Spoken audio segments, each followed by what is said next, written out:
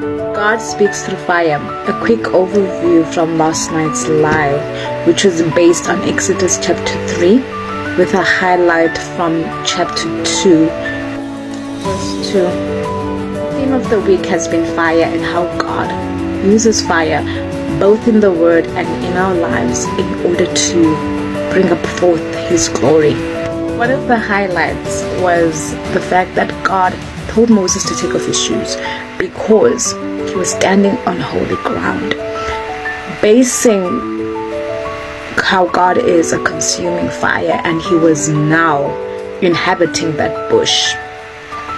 We could simply say that God had purified that bush, that whole space, because when God enters into anything and inhabits it, His fire, being a consuming fire, it purifies it. But that's a message for another time. So we have Moses in this scene who is a fugitive, and God is telling him, whoa, don't come any closer, take off your shoes. He's giving him instructions through this bush, through this burning bush, to be specific. So that's the same thing that God does through us if we listen, because He uses certain circumstances in our lives to grab our attention, the same way that God was using this burning bush to say, Moses, whoa, stop. Listen, I have a word for you. God will use the situations which are the figurative fires in our lives to tell us, stop, don't go any further.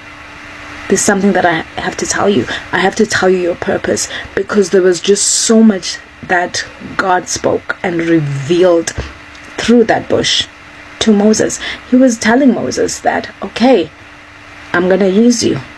This is who I am. And you may feel as if you're not qualified for the position and the direction where I'm sending you. But ultimately, everything that you're going to do through communion with me.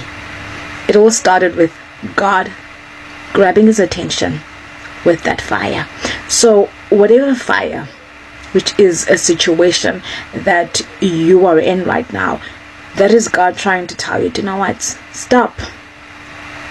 Take off your shoes and acknowledge the fact that I want to introduce myself to you.